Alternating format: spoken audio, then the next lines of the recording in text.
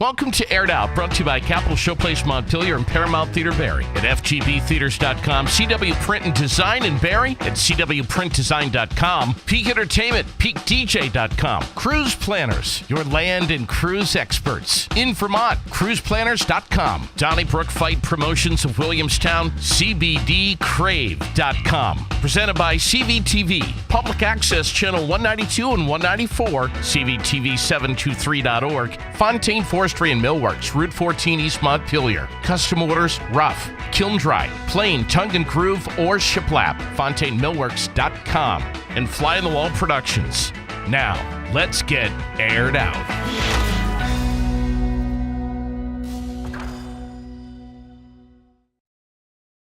Aired Out, JD Green, thank you so much for being a part of the show, the experience. We appreciate you subscribing, for liking, commenting, sharing, and telling your friends about the podcast. As you know, we've had some very interesting guests over the last couple of months, almost 30 guests so far.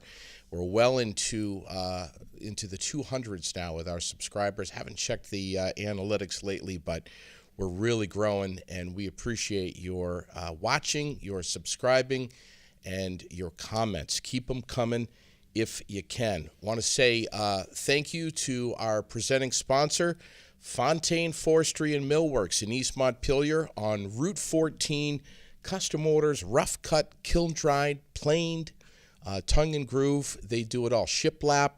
The Miser Master, Mark Fontaine, is a very talented man on the Miser. He is incredible, and we appreciate their presenting sponsorship. I have with me tonight some really interesting folks who I just met, maybe 15, 20 minutes ago. This is Francisco and Mia. I am saying that correctly, am I right? Yes. From Montpelier, and they have been in business for the last couple of years as dog trainers. And it's Cervantes Dog Training. Do I have that right? Cervantes Dog Training. And rehabilitation. And rehab. All right. So, wow. I mean, we have a massive number of dog lovers that are connected to this show, connected to me. I'm a big dog guy myself, but I just love dogs so much. We have your special dog with us today, which I know the cameras can't pick him up, but he's so chill. Oh my God, he's so low to the ground. Maybe at the end we'll just stick him right up on the table. I don't know. So he's a beautiful full pit. We don't know. We don't know. We rescued him about a year ago, almost a year ago, and he's from South Carolina. Wow. We really don't know much about him. He's so mellow. Yeah. He was actually in one of those kill shelters. Oh, down south. Yeah. So he actually came to one of those Burlington shelters. Yes. And we rescued him from there. Yeah. Wow. How long he was there before we got there?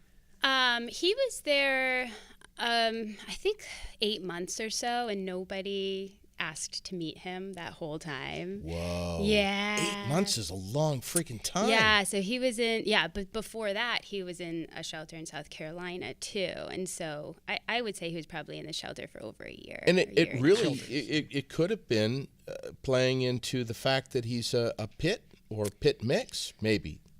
Who knows? There are a lot of those. Who knows? Yeah, Who knows? or the fact that he's a black dog, too. They don't get adopted out as regularly as others do. There's a whole stigma around the color black. I'm sure. So. I'm sure. Yeah. Well, it's there's an intimidation factor, and I'm sure we could say the same thing about Brindle.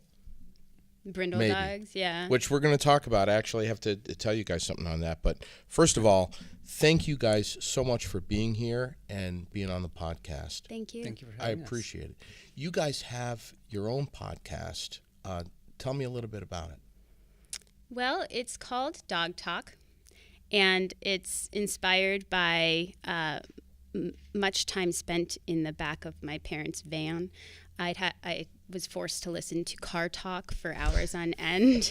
And just listening to the banter of those two, it was my dad's favorite. So when we were thinking of a name, we were like, okay, well, this makes sense. Because really we really wanted to just sit down and talk about dogs. Yeah, of course. Right. And I think we've realized with your clients and our friends that that's a topic that people really enjoy. So sure. But we also wanted to make it more like about us. Yeah. Not like point fingers or like judge other people. It's kind of like our experience, and we want to keep it that way. Yeah. Yeah, and one of them I shared our experience adopting Don Julio, actually, the dog that's here today. Julio. Yeah. Yes. Yeah. That's so cool. Yeah, he's named after the tequila from Guadalajara, Mexico. Yeah, there we go. Which is where he's from. From Mexico. Yep. Nice. So. I got some Cabo Wabo at home. You like that? Like Cabo Wabo? Or is that the cheap stuff? That's probably the cheap stuff. No, seriously. For Mexicans, that's Cabo Wabo is probably the garbage stuff. Because I know there's some really high end. No, they are. Yeah. So many. And the other thing about your podcast is your clients like to hear more about what you have to say, other than just the time that you were with them. And your potential clients want to kind of get a feel of the types of personalities that you guys have before they hire you. They kind of get to know you a little bit through that Yes, podcast. And that's our goal, that people get to know us through those, through that experience. That it's just what it is. It's like, I joke a lot about, call it like two faces people, and we just like what you see is what you're gonna get. Yeah. So I don't know. The more my way is the more we think that way, the better for us. Because then it's just you don't get a surprise. You just hire us, and this is how we work. And then you're probably gonna get a good experience. But let's keep it just as simple as that. This is who we are. Right. Yes. We'll tell you right now, if you can, get on YouTube and check out Dog Talk, and please subscribe. Okay, listen to some of their podcasts, which are very informal. You shoot them right there in your house, which it seems like a lot of people are doing that now. There's more of a trend, an uptick in that, which I think is great. I think it's fantastic. I think that we think of it as a video diary. It is definitely a place where we also vent, and there isn't a lot of editing that's done. Sure. We really put our feelings out there. And of course, when he shows up to work with clients, it's very professional. Yeah. They know very little about him. Yes. It's all about the dog. And so I think it's a unique perspective to be able to hear his thoughts and his feelings about the work. So. It may be, off the record type comments, like we were saying. Exactly. So I watched one of your shows, and there was the one particular one that I watched. The two of you were kind of decompressing a little bit. You showed up at a client's house, and you tell the story. Should I tell the story? You can tell the story. Sure, she's a lot better. I was the one that was traumatized by the experience. I mean, there's always got to be new stories to tell and share and experience with when you're doing this line of work. Yeah, exciting experiences. Very exciting. So what happened? We were called for a human aggressive dog. The dog had already injured a walker on their road, and totally unprovoked, just darted and got her good. Wow. And he was actually quarantined for 10 days as part of regular procedure for a dog bite. This is here in Vermont? Yep. Yes. Okay, yep. Mm-hmm. And it was literally like the day after his last quarantine day, we got out there, and we take a lot of precautions. We had lots of layers on. We had our jackets all zipped up. Mm-hmm. We take old tennis rackets to use as a block. We have our backpacks on one shoulder so we can drop it down on one side as a block. I saw that. So we're prepared, but when you feel the energy of a dog like that rushing out the front door and the owner trailing behind, it's like everything's like slow motion, and you kind of get lost. And this is me, not him. He has clarity of mind all the time. Wow. But me, I'm in a whirlwind where I literally feel like I'm going to die. Yeah, so. That's where I would be. Yeah. Yeah. So what happened? First of all, the owner needs to learn how to lock that door, but somehow the dog got out before the owner and came to greet you. So what happened? She grabbed the dog. The dog was wearing a harness, and so she grabbed the dog, but the dog was dragging her a bit. So that felt very out of control. But that's why he was called. Right. Was that she needed to learn how to manage her dog's behavior. So if she hadn't been able to get contact with the dog, you guys could have been bitten. Yeah. And probably would have been bitten. Yeah, and he has been bitten. I have. Yeah. And but more than anything, I think that when we approach the scenario, we don't judge. That's just what it is. And the owner or the dog? Both. We don't judge either the owner or the dog. Sure. So my job is there for help. I go and help people, and I go and help their dogs, and I'll focus more on the human. So first, honestly, my way of being is show me who you really are. That's for the dog. Also the human, because then you see what's going on in their heads, what kind of relationship they really have there. But when you're talking about instincts, you just have to manage a little bit different the situation. So first, we kind of have to gain control. Yeah, just, of course. And then so we have to tell the human what to do, and then once we make progress slowly, but it's for sure. We take our precautions, but the main goal here is how to teach the human how to get control in those particular situations. And I have to tell you, and I'm sure there'd be many that would agree that it can be humiliating for the human to be directed and feel maybe like they're being spoken down to. Come on, man. This is my dog, I know my dog better than anybody, and now you come in here and you're telling me what to do. But you guys, you understand that. You can see oh through my that. God, it's you can see that a mile away. It is a big deal. Sure. And then so that's my goal here. That it's, again, we like to be open minded and say, this is who we really are. If you're ready to work with me, then let's work together. I'm going to approach your house respectful, but let's get to a certain point. Lose the ego. Exactly. So let's not put boundaries here. Let's just be open and talk and get somewhere. Sure. Because that's the only way you're gonna make move forward to make something happening. So no doubt. So the hardest part is doing that. Yeah. And then after that is just everything goes slowly, but for sure for some people. And like you said, some people, they just manage to, I think it's maybe fear.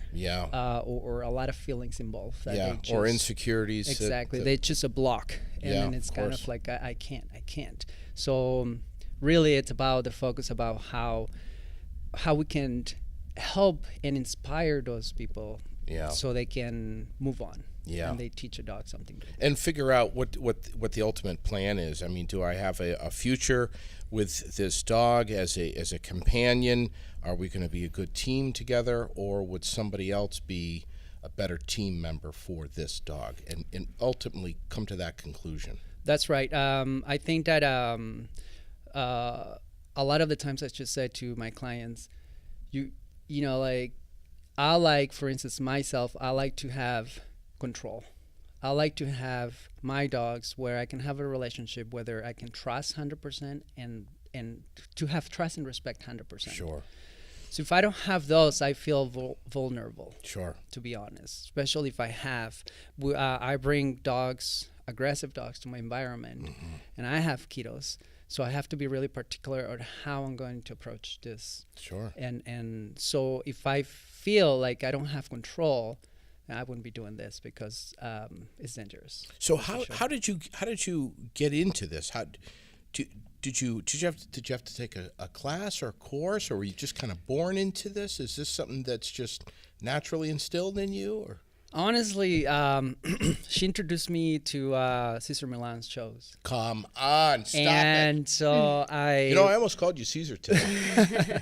So I I was just like, I know what you're talking about. And I knew what he meant about energy.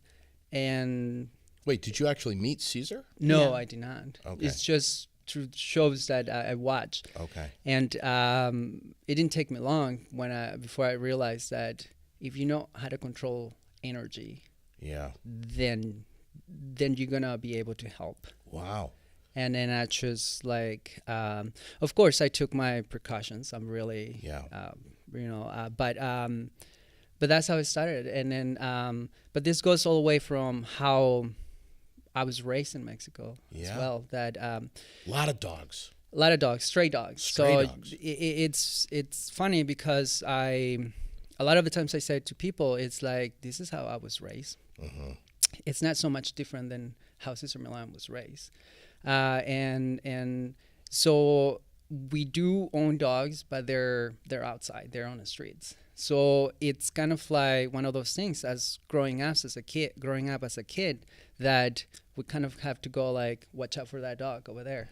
Oh, don't go to that right now. This dog is blah, blah, blah. Yeah. And so we all knew where, sort of like what to do and what to expect.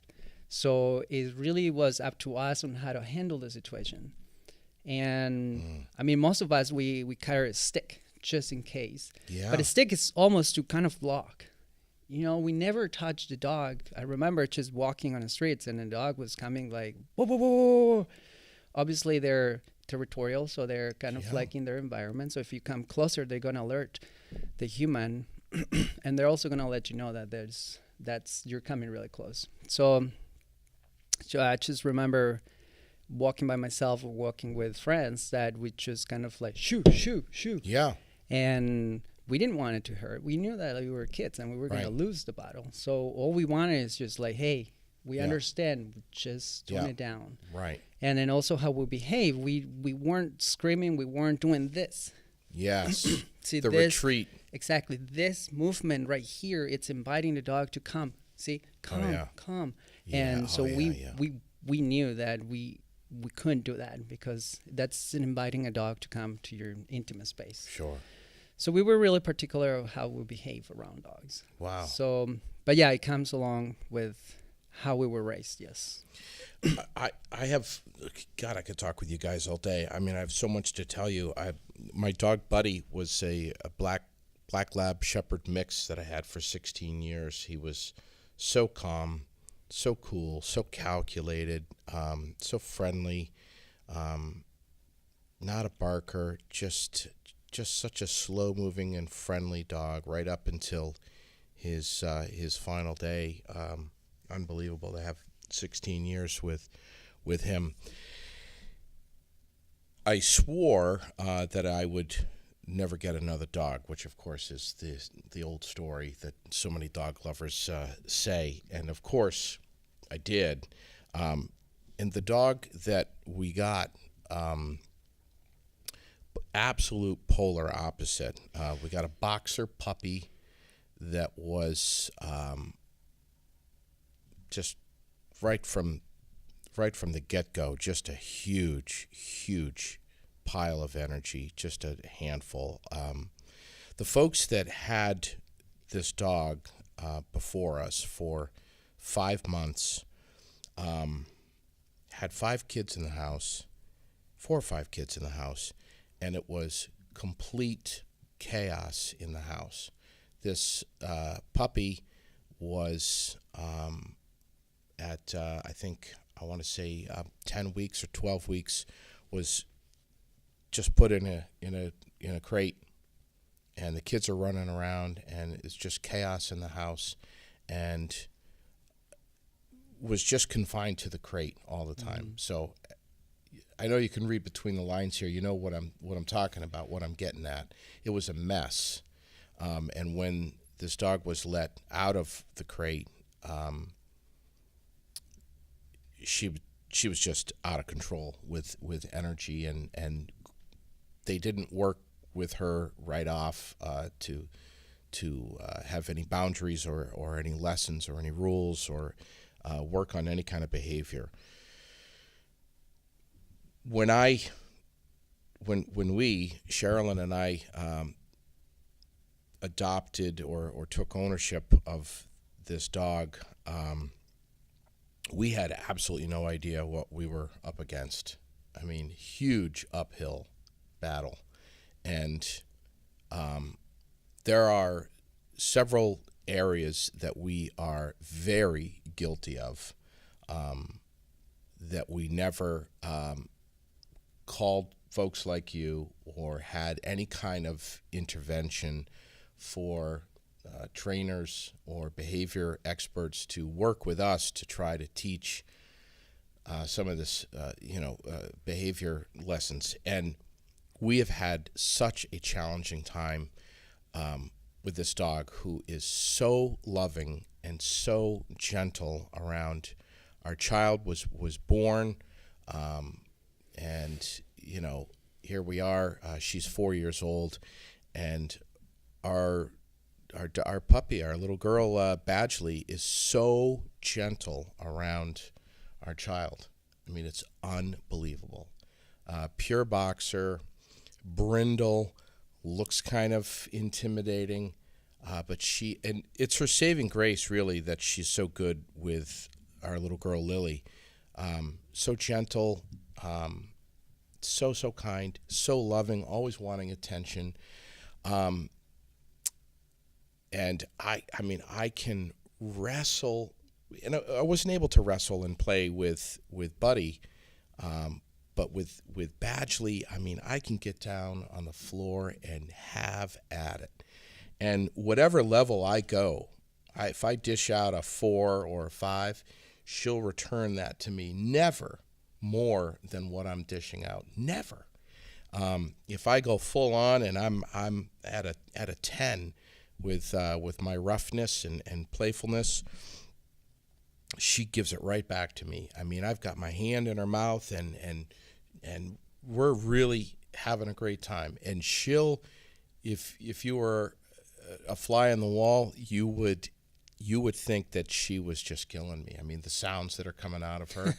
But if I just slam the brakes on and stop, or if I go from a 10 to a 2, she's right there with me. If I completely stop moving and I say, okay, going from a 10 to a 0, her tail's wagging and she's licking my face. I mean, these are the qualities of Badgley that have allowed us to keep her. But there have been some really hard, challenging times with her behavior. Not only are we guilty of not being home enough, which is, I'm sure you hear that all the time, but we're also guilty with, when we are home, we're very wrapped up with our little girl Lily, making dinner, phone calls, running my side business, and so on and so forth, that we're not into a routine that involves getting outdoors and allowing that dog. And we have two others. One is my mom's. She's in a nursing home, and Sherilyn has an older Labrador. But we're guilty of when we are home that we're not breaking our routine and getting into a routine that's beneficial to the dog, which I'm telling you, I'm airing out all of my my guilt here and poor decisions with this. But one of the biggest issues, and I was thinking about maybe bringing her today, but I really wanted you to bring your dog. But one of our biggest issues with Badgley is she's a counter surfer. She's a table surfer. She's an opportunist. We have admittedly, yelled and screamed and had no control over the situation. You turn your back for 1 second, and she's looking hurt. She'll walk the counter line with the nose up, just wondering, she can read what's on that counter. And she'll know if it's within a certain distance that she can get it. And she's brilliant. I mean, she knows when we've gone through the living room and she'll hear the bathroom door. She knows that she's got a window of opportunity. We have to create her while we're sleeping, but I think that's we were just talking about aggression so much, but what about shitty behaviors like counter surfing and jumping up on tables and eating Easter eggs and leftover scraps that are leftovers that are still on the plate on the table that our little girl will walk away from. This is so difficult for us. What kind of advice do you have, other than, of course, getting you guys to come over the house? Well, I think that for to tackle this in the best way, I think that's why I go one-on-one. It's the best way. But one thing that I do talk about a lot is how you can put boundaries. For instance, in my house, I have one room, the kitchen, that dogs are not allowed to go in. And so I also teach dogs that they're going to do it. They're going to do it, whether you want it or not. But as long as you're there and then you're clear with the message that you're sending, they're going to respect that. Same way as what you're saying about, like, you can wrestling, you can go to level 1 to level 9 and you can bring it down. If you manage to control that, you can control a boundary where you kind of have to draw a line and say, this is as far as you go. But you have to be really pushy, not in a mean way, kind of like you have to mark what your boundary is. And even after she's been hanging out in the kitchen for a few years? Yes. Is it too late? Yes. No. It's not too late. It's not too late. So, but and actually, to add to that, our dining room is invitation only. Ooh. So you don't have to have a firm line there all the time. You can have a line that you make sometimes, and other times you invite. So that's interesting that you say that. Here's why. Because my bed, every now and then, I will let her take a nap with me, but she will not jump up on the bed. She'll pace along the perimeter until she hears me say, okay. Then she'll come on the bed. Right. Is that what you're talking about? Yes. Exactly. Well, like, one thing that I'm really firm about the boundaries is that, our dining room, dogs are all over the place. Mm-hmm. But when we're eating, then I mark that boundary. Yeah. And they know it. They know it. They know. So it's not really bad, because I take my dogs to our relative's house. And so, you have dogs under the table and they're like, that's mine. Sure, right. And then our dogs are over there. They're just sleeping. Mm-hmm. They're just like looking and really relax and kind of like, wow. It's a lifestyle, but it's kind of like you need to work. Mm-hmm. And if you want it, you can have it. But it's kind of like you kind of work. You have to work a little bit. And it sounds like you have the sensitivity there where she's listening to you. She wants your opinion. There are a lot of dogs that are so numb that they don't even they don't pay attention to your opinion. And it sounds like with your energy play that she's listening to you. She cares. And with you must be setting some sort of boundary with that bed. She must feel that sometimes she's allowed up there and sometimes not, so she better ask. So it seems like you're set up pretty well to start. Well, here's the thing. I got into the habit right off when she came into our home at 5 months old, that if she ever jumped up onto the bed without me saying okay or allowing her to, I would make her get off immediately. Right. Get down. Mm-hmm. And so there's that. Well, you're marking your boundary, right? You're marking those expectations. Yes. And as long as you're clear with that expectation, dogs follow. But if you just lower your guard and you're like, they're going to do it, because you're at that moment, your energy is low. Sure. It's weak, and they're just going to take advantage of it. Sure. But is it their fault? Well, so I'm going to throw something at you that's a little bit more difficult. So the other thing I wanted to tell you is when she first came into our home, the second that I would put the food in her dish, it was she was one of these dogs. I know you've seen them where they devour their bowl. They're not even chewing the food. They're just like inhaling it, swallowing it whole. And they're eating it so fast that it's almost like a survival. This could be my last meal. I've got to eat this food before someone takes it away. So what I did right away, or what both of us, Sherilyn and I, did right away, is we would put the food in the dish and we would put the dish down. And if right away she'd start to go into it, we would lift the dish up. And we did that, I don't know, maybe 2 weeks. And it was a pain in the ass for 2 weeks.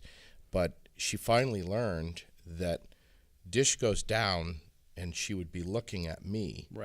Right in my eye. For directions. And I would put my hand up like this, which she would sit and look at me. And then I would get into the habit of dropping my hand and saying, okay. And of course, once I do, she's on that bowl right away. So certainly not a dumb dog, very intelligent in so many ways. And the same applies to the bed. But the bed, and here's my question for you, jumping up in the bed, she wants to get up on to that bed. That's something that she wants to do, and she can't get up there until I say okay. She wants the food that I put down on the floor, and she can't get it until I say okay. She minds both of those. But with a counter or a kitchen table, that's nothing where I'm going to be able to be in a position to say, okay, you can now jump up on the counter. Okay, you can now jump up on the kitchen table. So knowing that, how do I beat this? So you don't see it until it's gone. Is that That's you don't correct. see the action? Never. You just notice something's missing. Sherilyn's very good. She hears Badgley's front paws, her nails, come down and hit the floor, and she knows that she's been up on the counter.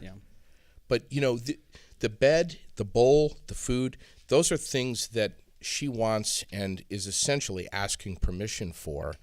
But with a counter, she knows that she's never going to get permission from me. Right. So the best thing, or I guess a tip would be kind of like, why don't you draw a line where it's not really close to the area where there's food. Kind of like you kind of like have to kind of like make it happen. So the dog knows there's a line right here. And then you would know, even if you go out, where the line is, because that way probably you can see the line where it is. And then that way you can see in the corner of your eye whether she's there or not. So if she moves forward, then she's saying, I'm crossing your boundary. Then you can say, where are you going? Come back out. So I could literally put some tape down on the floor, maybe. You could. I call it an invisible line. It's just you picture it and you make it happen. Well, and you if it helps with cohesion to have a line there, to have everybody have very clear boundaries and be setting that together, then. And usually it's a lot. It's clear when, for instance, you have a different color floors in each room, or you have carpet in one room and the other one. So it's very clear where the line would be. So you just need to make it. This is it. This is as far as you go. But it really is where some masking tape, you could do that so you can, the dog is aware of like where that line is. I would say just mark it, and just the same way that you're doing it. I mean, you're doing it with other areas. It's the same way with that. But that boundary line can change too, right? Like what if they're barbecuing outside? They could make the line, don't go inside, period, right? Like it's a different line than you usually practice, but in that moment you're not inside. So your dog, you don't want inside by herself either. So you've changed your line. So or that another, you know another. Let's say if you have a gathering and then you're like, she's definitely gonna do it. I'm super busy. We have kids. We have the environment, and you know. So I would put a leash on my dog, and then I would just bring her with me, and then sort of, or she would be loose, or he would be loose on because we have that sort of situation as well where they're just like waiting for the right moment so they can take. But if I know if you're on top of the game, if you just like put a leash right where their food is, and then you just, at that point, you just put the dog right beside you, and then so that way the dog is like, all right, well, I guess I'm gonna stay with you. The other option is place training. So giving her a certain spot. So you're tightening it up even more. So it could be her bed. Place the bed somewhere, send her to place, and make her stay. Oh, yeah. Practice that for long durations, and then she doesn't get up for the whole party. Yeah. So we call that a safety place because no one would be there to bother her. So it would be like you design a place and you say, look, I'm going to cook. And actually, this is where you're going to stay. Okay. In your crate, maybe with the door open. We'd practice either a pillow or a crate on our house. With the door open is fine. Yeah. If you're able to keep her in there with your energy. She's good. And if she gets eye contact with me and my hand comes up like that, she understands. That sounds wonderful. So I think it's just you kind of like getting ahead of the game and say, actually, I'm going to jump a little bit more ahead of you and do that. Instead of waiting for you to do something, I'm just going to do this. So does Cervantes Dog Training, do you guys come to clients' homes and try to teach this with the dog one-on-one? Yes, we do. Most of the times we do. We also, for best results, we do encourage people to do that. To utilize in-home sessions. Yes. Yeah. Because most of the problems happen in your house. Yeah. And most people have to practice in the exact scenario, or else they have a hard time connecting the dots. You know, if you practice something, a technique outside of their home, they don't really know how to get it so that it fits in their home environment. Well, you also have to think about like how dogs behave because they're comfortable enough in your house, in your environment, and then you take them somewhere else and they're like, you know, right, they behave differently. Yeah. So you're like, it's not going to be the same thing. Yeah, right. Oh, yeah. I mean, you know, she loves to, if you get down on your knees, she loves to come up and put both her feet on shoulders, and she always loves her face to be right in your face and kissing and all that. We don't allow her to do that, but as soon as we have a friend or a guest who comes over the house, she's right up on their shoulders. That's what's amazing about the energy transfer between dogs and other dogs, and then dogs and humans. Oh, yeah. That, like, you don't even have to say anything to your dog. Your dog knows, like, they have a boundary there. Don't cross it. And then you have somebody new that comes in, and they can sense right away that that person doesn't have the boundaries where you do. And they just go for it. It's Well, not only do they go for it, but you know, she'll be up on top of a friend and loving them up, and I'll tell her to get down, and she'll kind of look over at me and, you know, give me the sad eyes, you know, and then we'll have a friend who's not really helping matters much by saying, "Oh, it's okay." It's okay. Yes. Yeah. Wow, I'm so glad you guys understand exactly what I'm talking about. You know, we're also, Sherilyn and I both very guilty of saying, she's been like that for 5 years. She's always going to be like that. Nothing's ever going to change. Is there a helpless dog? No. So they're helpless people. Whoa. And they kind of determine the fate. That hurt a little. That did. It didn't hurt you. It hurt me. I'm not talking about you and your dog. But I think that's the most frustrating part about what we do. Yeah. Is there are people that are just like not willing to do it or unable to do it. Sometimes the changes that a person has to make for a dog are more than they're willing or able to do. And that really determines the fate of the dog. Because we are most successful when a dog who needs rehab, let's say it's like a fear case or aggression case, we are most successful when they have a loving, dedicated home that is open-minded and wants it to be successful. Yeah. But he does work a lot with, he partners with Potter's Angels Rescue. Oh, we know and them well. And he's been working with All Breed Rescue as well. Know them well. And it's really difficult for him to do all of that work to help a dog and then realize that that dog does not have a home and does not have a family that cares and you have doesn't to have have consistency, anyone to turn to, because then you kind of have to start over again. You Of have to course you do. train anyone who works with that dog And then you have to hope that they're going to find like the best family that's going to take on all of that from the get-go and just go for it. And that's a really rare circumstance, unfortunately. What's your website? What's the name? www.cervantesdogtraining.com. Cervantes, and that's Cervantes, dogtraining.com. Yep. But you've got your YouTube channel. We have our called YouTube Dog channel, Talk. You're on Facebook. We're on Facebook, and we all Instagram as well. And Instagram. Our YouTube channel has our Dog Talk episodes on it, but we also post other videos of him working as well, so that people who are curious about the way he works can take a look. Mm-hmm. Which is so nice. People want to see. They want to get to know you. They want to hear you, which is what we're doing now. But they also want to see you in action. What does something like this cost? Are there different packages or rates or? Rates more than anything. I think it's per hour more than anything. He has a rate based on an hourly rate based on location. That's for home visits. That's right. Yeah. For home visits, you go to someone's home. So it all depends on where he's going, how far out it is. Okay, sure. We also offer the board and train, depending on the dog, or if someone is really desperate for a change and then wants to speed up the process, and it varies prices about like what kind of work we need to do. All right, in that situation, boarding and training, so you take the dog in. We'll take the dog. So for a situation like me, you would be working on counter surfing. That, and also creating rules and boundaries.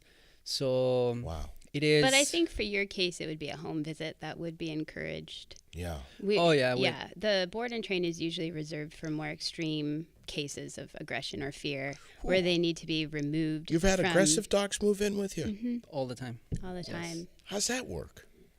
Come on, man. You got to be scared. Are you scared? No. Do you guys ever get scared? No, everything is so controlled. Right. And all of the dogs are on very strict schedules. They have very precise ways that they're handled. Yeah, so we feel safe and secure. You have to. Sorry. No, go ahead. You have to take it as the work is slow, for sure. You cannot ask the dog, go ahead, let's do this, do, and then boom, it will happen. You have to work with the dog. I mean, they're in a new environment. Some of them, they're freaking out. And so you have to wait for them to kind of allow them to realize that that they're going to be safe. And then they can trust someone, and that someone is going to be me. So, for instance, if I bring a dog, I'll start, if the dog wants to bite me, if the dog wants to do something stupid, I'll be the one handling that and get them to realize that they need to move forward and leave behind all those, that mentality that they have. So then it's a process. It goes to different layers. And then once I feel like the dog is in a totally different state of mind, then that's where she jumps in, because then she will be safe. Then she'll be like, I can feel that I don't feel threatened by this dog. So then it's a process, because if you're not up for it, then of course you're going to get a peace of mind from the dog. If you're not ready. And everything that you're saying is so easier said than done. Exactly. Because, I mean, you get a big, intimidating dog with a huge bark and maybe even showing its teeth. I don't know how you do it, brother. Yeah. Both of you. I don't know how you do it. Well, I trust his sensitivity. He truly has a gift. And I've seen it 100 cases over. It's got to be amazing to witness over that. and over and over again. So I know that when he says a dog is ready, and I can also feel it too, because I know when I'm not trusting a dog, and when I don't trust a dog, I don't want to handle a dog. And I can feel when they open up. I can feel when they're ready, and then that makes me feel more comfortable, and then I'm ready too. Can dogs smell fear, pheromones? Oh yes, they can. They can. So I'm curious, because when we came into the studio, Juan Jose, not a whole hell of a lot of tail wagging going on. Don Julio. Did I say Jose? It's okay. It's so close. It's Mexican. It's so I'm thinking about tequila. What is his name again? Don Julio. Don Julio. You can call him Julio. Julie if you're his friend. Julio Friends call him Iglesias. Julie. All right. So he not a whole hell of a lot of tail wagging though. No. And when I approached him, he wasn't overly enthusiastic and seemingly happy to meet me. When I reached my hand to pet him, I was a little nervous. Right. So, because dogs can move fast. Man. oh yeah, they can. Just a second. Boom. So I What's think his it's your deal? energy. Is he okay with me? Oh yeah. Yeah. Okay. It's the energy. It's like if you approach a dog that way, it's a new environment. New environment. So it's different if they're outside, but if they're in a room like this, he sees all this and he's like, holy crap. Right. Right. So then someone comes and Yeah. you have a strong personality. Yeah. So then you come and you're going down really Yes, fast. right. So then that kind of takes Oh, the yeah. dogs back a little bit. So I also came in with the back of my hand like this, right. not like this. Right. That's different, isn't it? That makes a difference. It could make a difference. But what you want is kind of like, if you approach that way, instead of getting nervous, you approach, that's the dog, you approach the same way that you did and you wait. That way the dog is going to say, whew, you're Yeah. not touching me. Yeah. And then that way the dog can relax. Sure. And then you can touch. Sure. And then Is it, and I hate to cut you off, is it best for me in a situation or anybody in a situation like that to shake hands with the dog's owner, to have physical contact with them first so the dog can witness that, okay, this guy's not a threat. He's cool with my my handler, my owner, so he's going to be cool with me. there is. You have very good instincts. That's Yeah. a good instinct, I think. And Yeah. that's actually what I do. That's my way to kind of like avoid all this, because what happens is, as you're describing, when you go down and you were actually there Yeah. in his face, Yeah. then you got nervous, Yeah. right? Yeah. So instead of avoid all that, Unpredictability. exactly, avoid all that, and then so what we can do is we can just go straight Yeah. to the human and Sure. say, hi, how are you? Sure. The dog is going to say, even if they feel your energy, they can go, oh, all right, well, it's about my human. Right. So then allow it to relax, and then you can go down. In the same way, you can wait. Once you Yeah. go down, wait before you touch, let the dog relax, and then you can touch. There's also a stereotype that's really common that an overexcited or excited dog is a happy dog. Yeah. Or a dog that greets you like with explosive energy means that they want to meet you Right. more than a dog that's quiet. Sure. His being quiet is trained, actually. We work Yeah. really hard on that. Yeah. Because a dog with a calm mind stays out of trouble. Interesting. And so that's how our dogs are trained to meet people. Yeah. Quiet, And dogs. calm with their head, and any dog you work with, Right. but quiet, calm with their head low and their ears back. Interesting. So that could be part of it too. Wow. Well, yes, because we part of our business is I use my dogs to train other dogs.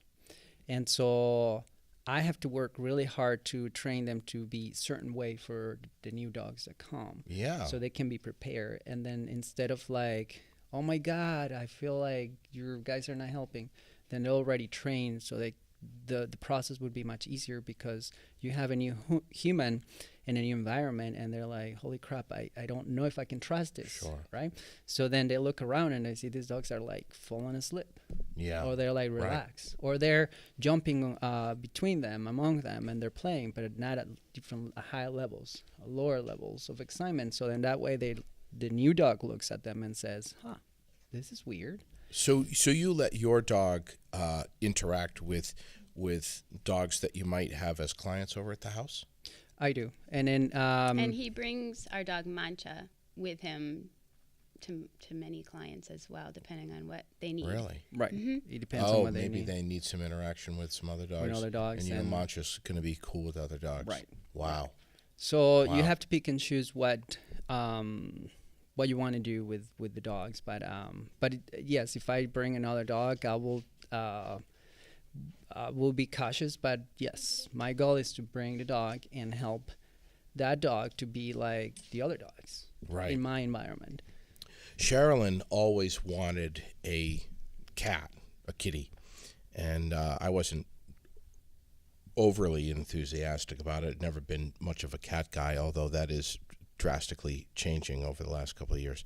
But when I brought a little tiny kitten home one day, we were pretty sure that Badgley was going to kill this kitten.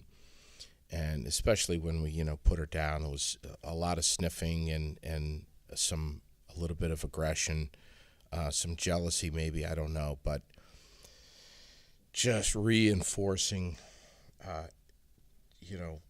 what's allowed and to be gentle. But man, it was constant, and there was probably a good week there where we were just so on edge. Have you ever had a client like that? Says, "Hey, we want to get a cat." Or my son or my daughter would like to get a cat, but we're really not sure how our dog's going to jive. It usually is that people rescue a dog Yeah. and they don't know what they're going to have. And Right. then they get there and they're like, oops. Like they already had a cat, Yeah, and then already they bring had it one. back home. And let's say if you're going to rescue a dog, if you're going to adopt a dog, regardless of their age, regardless of what they've experienced, what they've gone through, what's embedded in their memories, their behavior, their brains, or whatever, it's not. You don't go into an adoption and, oh, this dog is so cute. We always go by the cute Yes. factor. If you're going to do that through All Breed or through Potter's Angels or anywhere, know that you're kind of going into the unknown, and get yourself invested in the long haul. Say, look, we're adopting a dog. There's some history. We don't really know what it is. We're never not going to know what it is from down south, whatever. We may have to hire a dog trainer. We may not. He Right. may be great around the kids or our cat or our other dogs or the neighbor, but he may not. That's right. So you have to be prepared, prepare. which That's is exactly right. what I wasn't. But you should, I'm telling you, be prepared. Yes, you should. Before you go into something like this. Know that there's a huge unknown here. You may have to call these guys, Call us. the dog whisperers, Well, and have and them come also, over. if you try something and it doesn't work, try something else. I think Yeah. there are a lot of trainers out there and a lot of different training methods. Right. And I think a lot of people do give up because they say, I did see a trainer and Sure. it didn't work. And I think Yeah, one time. one time, yeah. And so I Right. think you have to kind of shop around dog trainers too and Sure. dog training methods. Right. And, modify those methods to what works best for you. Exactly. That is right. Yeah. You know, you you had a- should be able to see results. You had a And great if you point. don't, You're right. You should. keep looking for something else until you do. Right. Yeah. And you had a great point before the cameras came on. Accept the reality that you may get a dog with issues. It could be something as, I don't want to say as simple as, but it could be lightning and thunder, and that's it. Right. No other issues. It could be the dog prefers the cat food over their food, which is our kind of our situation. So we've had to separate the cat food, a different room. But it could be a manageable issue, but it could be a seemingly unmanageable issue Right. where you need to lose your ego and say, look, I need some help. I love dogs. I've had dogs my whole life. There's a pride factor there. Yes. Hey, man, come on. I've had dogs my whole life. But dogs are like humans. They all have different personalities, different histories, different issues. You may have to say, look, it might be a little humiliating, but we need to call Cervantes and say, we need some help. Right. And then the first thing we got to do is accept what we have. Yeah. And once you do that, I think it's much easier to call someone for help. What's your greatest success story with a dog? Well, we have a lot. You should talk about a lot of success. But I do like, I think, the one, because it's an aggressive dog. I think Okay. it was really, really nice. I love this dog. He was in a board and train with us for 3 months. And he was he was high up in meds, like 2 different meds, and he was, I think he was losing his mind, this dog. And he was a rescue, and this couple loved the dog and did not want to give up. They called me, and then they said they were already trying to figure out what to do with it. So I'm like, the best thing to do is to remove the dog. Allow me to work with it. But see, anything that you see me do right here, that work, this is how we're going to work to get things done. And this dog was biting people, anyone, including his owners. And they were afraid of him. And so And they kept him? And wanted to do the work and make it happen. They did make it happen. They made it happen. So 3 months after, they this dog never had a physical, or just went to a vet visit, but nothing really happened. So after the board and train, one things that I like to do is to train people. Okay. And then so we worked really hard on that. And what we got is a dog that we went to the vet office, and it got blood drawing, didn't have any meds whatsoever.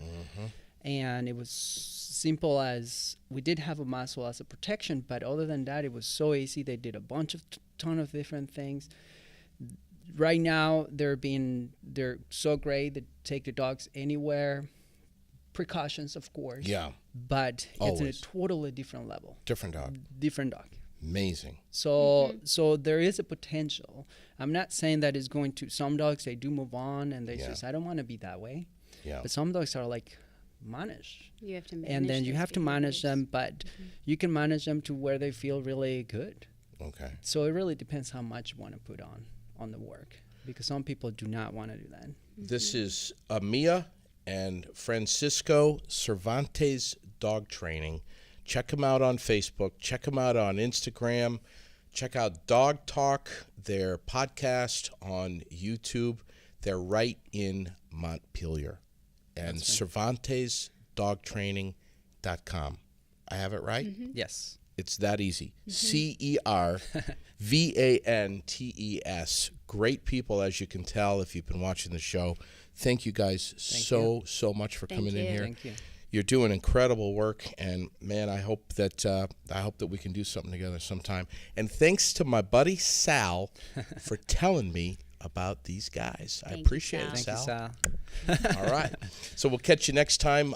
Thanks to Abubakar and Tony and everyone here at CVTV for making this happen. And, of course, to Mark Fontaine and Fontaine Forestry and Millworks, our presenting sponsor. And we'll catch you next time. This is J.D. Green, aired out.